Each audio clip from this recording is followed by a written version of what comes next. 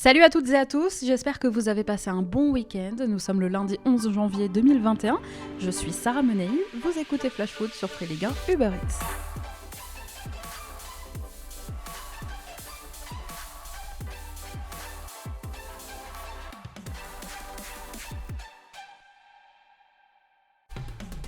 Dans un instant, on revient sur tout ce qu'il ne fallait pas manquer de cette 19e journée de Ligue 1 et on commence avec notre fait du jour consacré aujourd'hui au champion d'automne lyonnais. C'est un titre symbolique pour l'OL qui s'est fait peur, il faut le dire, samedi soir contre le Stade Rennais. C'était écrit, l'ancien Gaune Clément Grenier sur une passe D de Martin Terrier, autre ancien pensionnaire lui aussi de Dessine, a ouvert le score pour les Bretons avant que Benjamin Bourigeaud ne fasse le break en début de seconde période. C'est par Memphis Depay que sonnait l'heure de la révolte lyonnaise. Le néerlandais remettait les siens sur la bonne voie en marquant à la 79e avant de se muer passeur décisif 3 petites minutes plus tard pour Jason Denayer, auteur lui de l'égalisation à 7 petites minutes de la fin de la rencontre. Score final 2-2. Pas le résultat rêvé pour Lyon qui n'en reste pas moins donc champion d'automne et invaincu lors de ses 16 derniers matchs de championnat. Et ouais, ils n'ont plus perdu depuis la première journée de Ligue 1, les Lyonnais. Autre stat, en plus de ça, samedi soir, c'était la première fois depuis près de 20 ans que l'OL ne s'inclinait pas après avoir été mené 2-0 jusqu'au moins la 79e minute. Alors, champion d'automne, il en dit quoi, Rudy Garcia ? Non, ça démontre qu'on a fait une première moitié de saison de très haut niveau, de très bonne qualité. Après, c'est un titre honorifique qui rapporte rien. Mais on voulait absolument être champion d'automne et donc on voulait continuer notre série d'invincibilité. On était venu pour gagner, on était venu comme quand on est allé au Parc des Princes pour gagner ce match-là, mais on savait aussi, puisque je l'avais dit aux gars, que s'il n'y avait pas la place, ou si on n'avait pas la possibilité, ou si on n'avait pas la qualité ce soir pour gagner, parce que ça en fait partie, il fallait au moins revenir avec un match nul, et c'est ce qu'on a su faire. Et c'est bien. Et c'est bien, ça, on continue sur une bonne dynamique surtout.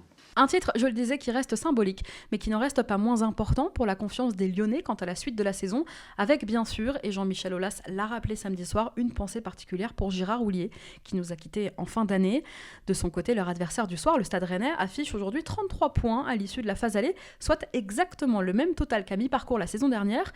Les hommes de Julien Stéphan sont 5e aujourd'hui au classement. Allez, tout de suite le reste de l'actualité de la Ligue 1 et toutes les autres infos qu'il ne fallait pas manquer de cette 19e journée de championnat. Il s'est passé plein de choses encore ce week-end en Ligue 1 et on commence par le deuxième match de Raymond Domenech sur le banc du FC Nantes. Une rencontre animée face à Montpellier et à l'arrivée un match nul, un partout. Ambroise Oyongo a ouvert le score pour les Héroltais très tôt dans la rencontre avant qu'Imran Louzane égalise au retour des vestiaires d'une belle frappe à l'entrée de la surface. Un nul qui n'a pas satisfait un Michel Derzakarian très contrarié après la rencontre. Nantes, de son côté, court toujours derrière un succès qui lui échappe depuis le 8 novembre dernier. Match nul aussi entre le FC Metz et l'OGC Nice, malgré une domination globale des Aiglons, puisque c'est Amine Gouiri qui a ouvert le score sur penalty, mais Metz n'a rien lâché et les joueurs de Frédéric Antonetti sont parvenus à égaliser dans le dernier quart d'heure grâce à John Boy. Score final 1-1. Nice reste sur une série de 4 matchs sans succès, et plus les semaines passent, et plus dans le jeu, on se dit que ces Aiglons ressemblent plus à ceux de Patrick Vieira qu'à ceux de Lucien Favre. Semaine parfaite en revanche pour Thierry Loret et ses joueurs qui débutent 2021 avec un deuxième succès consécutif en championnat. Dans le froid et le brouillard du Nord-Pas-de-Calais, Strasbourg a battu Lens 1-0 avec un Habib Diallo, unique buteur de la rencontre. Au classement, cette victoire fait beaucoup de bien aux Strasbourgeois qui redressent la barre petit à petit et s'éloignent de la zone rouge. Le Racing est 15e à l'issue de cette 19e journée. Et en face, si Lens s'est incliné, il n'en reste pas moins à mi-saison le promu européen qui a pris le plus de points, 27 en 18 matchs, et promu qui a donc la meilleure moyenne au-dessus du Leeds de Marcelo Bielsa en Première Ligue ou encore de Benevento en Serie A ou de Stuttgart en Allemagne. À l'issue de cette 19e et dernière journée de la phase allée, les Lensois, avec un match de retard, sont 9e au classement. Samedi, toujours c'est Reims qui surclassait l'AS Saint-Etienne en s'imposant 3-1 à domicile. Les Rémois prennent eux aussi de l'air au classement. Auteur d'un doublé, Boulaïdia en a profité pour atteindre la barre des 12 buts marqués en Ligue 1 cette saison. Il retrouve la tête du classement des buteurs à égalité avec Kylian Mbappé. De son côté, 3 jours après avoir accroché le Paris Saint-Germain, l'équipe de Claude Puel est retombée dans ses travers. Fin de série et première défaite depuis 8 matchs pour des Verts qui se retrouvent aujourd'hui 16e au classement.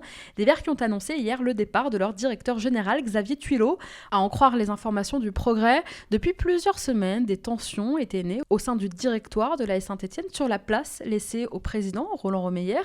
Les relations entre lui et Tuilot n'étaient pas au beau fixe et toujours selon le Progrès, Jean-François Soucas, ancien joueur de la SSE et ancien directeur général du TFC, pourrait arriver dans la semaine pour remplacer Xavier Tuilot. En haut de tableau maintenant, le wagon de tête commence à se décrocher du reste. Monaco enchaîne, Lyon et Marseille sont un peu freinés, Paris et Lille, eux, repartent de l'avant. Et on commence par l'ASM qui s'est imposé à domicile 3-0 face à Angers. Quelques jours après sa large victoire à Lorient, Monaco a tranquillement dominé un SCO qui n'avait plus perdu à l'extérieur depuis début octobre. Un deuxième succès de suite que l'ASM doit en grande partie à Kevin Volland, impliqué sur les 3 buts des siens. C'est notre coup de cœur du week-end, on y revient dans un instant. À Paris, les amarres sont larguées. Samedi soir, Mauricio Pochettino a signé sa première victoire sur le banc parisien. Le PSG s'est imposé 3-0 au Parc des Princes face à Brest. Alors sur le papier, quand on voit 3-0, c'est un score bien plutôt trompeur si on n'a pas vu le match, parce que collectivement, c'est bien Brest qui a mieux joué et c'est encourageant pour la suite. Côté parisien, c'était un match marqué par le retour à la compétition de Mauro Icardi. Entré en cours de jeu, l'Argentin signe un retour réussi avec un but inscrit et une passe D pour Pablo Sarabia. C'était compliqué pour lui quand on l'a quitté sur blessure fin novembre. Eh bien, il a pris le temps de revenir et il semble que ce soit pour le mieux. Un but, il faut le dire aussi, après un festival de Kylian Mbappé qui lui a offert une passe D. Moïse Kean, lui, de son côté, marque encore. C'est son 9e but en Ligue 1 cette saison avant d'être remplacé donc par Icardi à l'heure de jeu. Et pour Kean, qui a marqué 4 buts lors de ses 5 derniers matchs avec Paris, ce retour de Mauro Icardi annonce une deuxième partie de saison qui peut être bien différente de la première. Le duel est désormais lancé. Les deux vont se battre pour une place de titulaire. En attendant, bien sûr, d'en savoir plus sur l'avenir de l'attaquant italien qui est pour l'instant donc juste prêté par Everton au PSG. Mercredi soir, face à l'OM en finale du Trophée des Champions, le PSG pourrait compter sur le retour de Danilo et de Leandro Paredes. Mauricio Pochettino devra en revanche faire sans Presnel Kimpembe, trop juste, et reste encore une interrogation sur la présence de Neymar. Ce matin, le PSG sur ses réseaux sociaux a publié une photo du Brésilien à l'entraînement avec la légende. Il y a des news qui donnent le smile, de quoi laisser penser que Neymar sera probablement dans le groupe mercredi, on vous dira ça. Justement, puisqu'on parle de Marseille, l'OM n'a pas brillé samedi soir et n'a pas réussi à obtenir qu'un match nul frustrant à Dijon. On se demandait vendredi si André Villas-Boas allait encore mettre Dimitri Payet sur le banc. Eh bien oui, pour la 2e fois consécutive, pas de Payet au coup d'envoi face au DFCO, remplaçant et buteur mercredi dernier face à Montpellier. AVB pensait peut-être faire de lui un super sub, un remplaçant revanchard sur lequel on pouvait compter une fois lâché dans l'arène. Eh bien cette fois, force est de constater que ça n'a pas fonctionné et que le Réunionnais a complètement loupé son entrée, oscillant entre mauvais choix et faux rythme. Score final 0-0 et Dijon, à défaut de gagner, prend encore un point, et cette fois contre un gros du championnat. À noter quand même toujours pas de but à domicile depuis 6 rencontres pour Dijon qui n'a pas gagné le moindre match de la phase aller à Gaston Girard. Allez, on leur souhaite une meilleure deuxième partie de saison. On reste à Marseille avec une info mercato maintenant et le départ annoncé de Kevin Strootman. Évoqué depuis plusieurs jours, le prêt du milieu au Genoa serait sur le point d'être officialisé. Arrivé à l'OM il y a 2 ans et demi, Strootman, qui venait de passer 5 ans à la Roma, va donc retrouver la Serie A, un championnat qu'il connaît bien. N'entrant pas dans les plans d'André Villas-Boas, Strootman serait pour l'instant prêté sans option d'achat et l'OM se délesterait de 50% de son salaire. Pas un luxe en cette période. Ne reste plus qu'au Néerlandais à passer la visite médicale. À son poste, il ne devrait pas être remplacé. En revanche, dans le sens des arrivées, c'est le défenseur espagnol Paul Lirola qui débarque à Marseille. Le joueur de la Fiorentina passait sa visite médicale aujourd'hui à la commanderie. Le joueur de 23 ans devrait signer son contrat dans les prochaines heures maintenant. Selon RMC Sport, il s'agirait d'un prêt avec option d'achat fixé à 11,5 millions d'euros. Cette saison, Lirola a disputé 13 matchs, toutes compétitions confondues avec la Viola. Après avoir bouclé son arrivée, l'objectif aujourd'hui pour Marseille est encore d'aller chercher cet attaquant, ce neuf qui leur manque. Ils ont jusqu'au 1er février pour dénicher la perle rare. Autre info mercato en ce début de semaine qui concerne Lyon cette fois, Moussa Dembélé va partir. L'attaquant lyonnais devrait être prêté à l'Atlético de Madrid. Les deux parties se seraient mises d'accord autour d'un prêt avec une option d'achat à hauteur de 35 millions d'euros. Si Moussa Dembélé n'a disputé que 16 matchs et inscrit qu'un seul but cette saison, il n'en reste pas moins un joueur qui a compté pour l'OL puisque la saison dernière en Ligue 1, il avait quand même trouvé le chemin défilé à 24 reprises, 20 fois encore la saison précédente. Bloqué aujourd'hui par la grosse concurrence lyonnaise à son poste entre Memphis Depay, Karl Toko Ekambi et Tino Kadewere, c'est lui qui aurait décidé de partir. Samedi soir, au micro de Téléfoot, Juninho, le directeur sportif lyonnais, a confirmé la nouvelle sans cacher une pointe d'étonnement. Moussa est venu me voir, donc il pense que c'est le moment de changer d'équipe. Il m'a dit qu'il a perdu un peu la motivation. Ce n'était pas prévu. Moussa, c'est un joueur que j'apprécie beaucoup et qu'on a compté sur lui. Mais en même temps, garder quelqu'un qui n'a pas envie d'y vivre vraiment d'une façon intense ces prochains 5 mois-là, c'est pas l'idéal. Donc on discute avec l'Atlético, il n'y a rien de faire. Je pense que Moussa, il est tombé d'accord avec l'Atlético, mais ça manque notre part aussi. Si ça arrive, je lui souhaite bonne chance. Je le disais, Moussa Dembélé quitte donc Lyon pour retrouver plus de temps de jeu, mais de la concurrence, il va en avoir aussi dans la capitale espagnole entre le vétéran Luis Suarez et la jeune promesse Joao Félix. Avec un Renato Sanchez de retour, Lille samedi soir a battu Nîmes sur la plus petite des marges, score final 1-0 grâce au vétéran Bouraki Elmaz, encore lui. Lille continue sur sa bonne dynamique avec en plus de bonnes nouvelles en perspective, puisque les retours de Youssouf Yazice et Luis Araujo sont prévus pour la semaine prochaine. Christophe Galtier a bien l'intention de poursuivre dans le même sens pour la seconde partie de saison. Écoutez-le à l'issue de la rencontre. C'est excitant, mais il faut rien lâcher, il faut être toujours dans l'exigence. Dans l'engagement, dans le moindre relâchement, nous n'avons pas une marge énorme. Dès qu'on se relâche, on est beaucoup moins performant, on commet des erreurs. Voilà, il va falloir être comme ça jusque dans la deuxième partie de saison. Et je vous en parlais vendredi, c'est désormais officiel pour Adama Soumaoro qui a donc pris la direction de Bologne en Serie A. Le défenseur lillois titulaire qu'à 3 reprises cette saison en Ligue 1 est prêté avec option d'achat jusqu'à la fin de la saison. Alors, on a parlé de Lille, mais en face, à Nîmes, à l'issue de cette 19e journée de Ligue 1, les Crocos restent lanterne rouge du championnat. D'ailleurs, écoutez avant la rencontre déjà l'accueil très hostile du bus des joueurs nîmois au Costières par une centaine de supporters en colère qui réclament la démission de Jérôme Arpinon.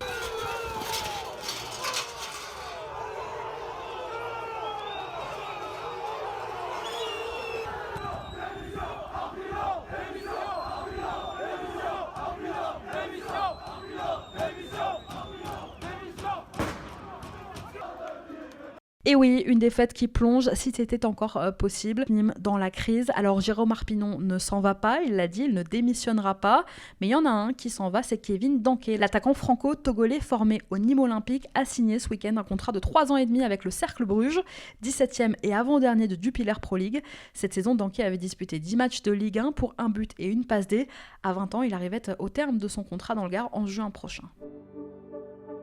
La 19e journée de Ligue 1, c'était aussi Bordeaux, malmené au coup d'envoi par le 19e de Ligue 1, qui finalement s'impose 2-1 grâce à un Rémi Houdin qui a repris des couleurs. Bordeaux renoue avec la victoire à domicile et se rassure dans le jeu après la prestation insipide de mercredi dernier face à Metz.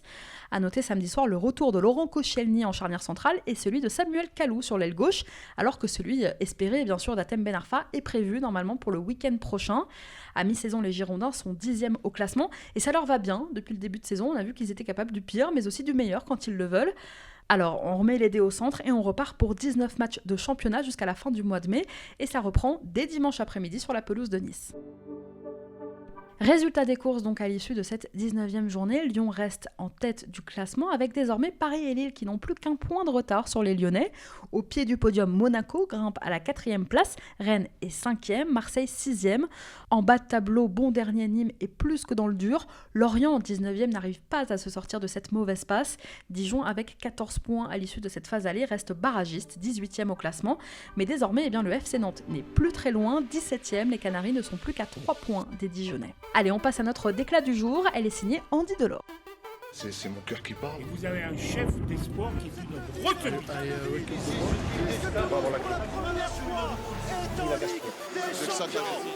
Le Montpellierin était l'invité de Téléfoot, la chaîne, hier, interrogé sur son avenir. Il a clamé son amour pour le MHSC, écoutez-le. Moi j'aime le club aussi et donc voilà, j'ai envie de rester, le club aussi, donc on va voir ce qui se passe. Après, dans mon dernière interview, j'ai dit qu'on ne peut jamais prévoir dans le foot, c'est ce qui est vrai. Du jour au lendemain, tu peux avoir une offre que même le président ne peut pas refuser. Mais en tout cas, moi, dans mon objectif, je l'ai dit tout à l'heure, c'est d'être européen avec Montpellier et j'espère remplir ma mission avant que soit je parte ou soit que je finisse ma carrière à Montpellier. Alors, il faut dire qu'Andy Delors traverse peut-être la meilleure période de sa carrière depuis sa signature à Montpellier il y a 2 ans et demi. L'attaquant de 29 ans est le leader de ce MHSC. Il emporte même le brassard lorsque Vittorino Hilton n'est pas sur le terrain. Je vous rappelle que Delors est sous contrat dans l'Hérault jusqu'en juin 2024. Il a cette saison disputé 17 matchs de Ligue 1 et inscrit 8 buts. Il y a une autre déclat qui n'a pas pu vous échapper ce week-end, c'est celle de Michel Moulin, candidat à la présidence de la FFF, dont les élections se tiendront, je vous le rappelle, en mars prochain. L'homme d'affaires, homme de presse et président de Blois a déclaré au Figaro Didier Deschamps est un salarié de la FFF, si au-dessus de lui on lui dit de faire jouer Benzema, il doit le faire jouer. Voilà comment Michel Moulin imagine le poste, un monde où le président de la Fédé aurait la main sur les listes du sélectionneur de l'équipe de France. Alors même si Moulin assure aujourd'hui bénéficier du soutien de plusieurs anciens joueurs comme Peggy Leyundoula, Fabien Barthez ou Eric Dimeco, pas sûr qu'avec des propos aussi maladroits et une telle vision du management, il se fasse que des amis. Allez, on vous partage notre coup de cœur de la semaine dans Flash Foot. Tu le sais, je te l'ai dit dans la colline. Je t'aime d'une façon que c'est pas possible de le dire. Et tout le temps je te vois, tout le temps je te parle. Notre coup de cœur de la semaine, il est pour le monégasque Kevin Volland. Il fallait lui laisser un petit peu de temps pour s'adapter, mais alors depuis que c'est fait, il carbure. Buteur pour la 4e rencontre consécutive, Kevin Volland a grandement participé samedi à ce que Niko Kovac considère comme les 90 meilleures minutes de la saison de l'AS Monaco pour l'instant. Une large victoire 3-0 face à Angers. Auteur d'un but et de 2 passes décisives, l'Allemand se révèle impliqué dans tous les meilleurs coups de son équipe et bien souvent à l'affût. Tantôt pivot, renard, exécutant froid, précieux aussi sans ballon, utile au pressing, Volland est un joueur très complet et ce Monaco-Angers a confirmé une tendance. Depuis que Niko Kovac a abandonné son 4-3-3 pour recentrer Volland dans un 4-4-2, l'attaquant allemand brille bien plus que son compère en attaque, Wissam Ben Yedder, beaucoup plus en difficulté en ce moment. Alors il a inscrit son 9e but cette saison, 2e meilleur passeur décisif aujourd'hui en Ligue 1. Volland permet à son équipe de se replacer au pied du podium à l'issue de cette 19e journée.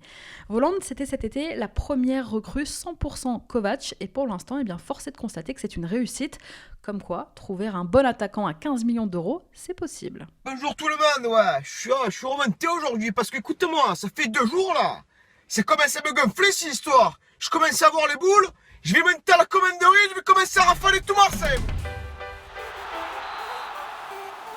Avant de vous quitter, on voulait rendre hommage aujourd'hui à Christopher Maboulou, l'ancien joueur de Bastia, est décédé ce week-end d'un arrêt cardiaque. Il avait 30 ans.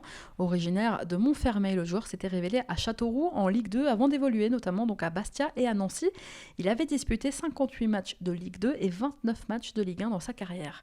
Hommage aussi à l'ancien pilote automobile Hubert Auriol et au journaliste Georges Pernou.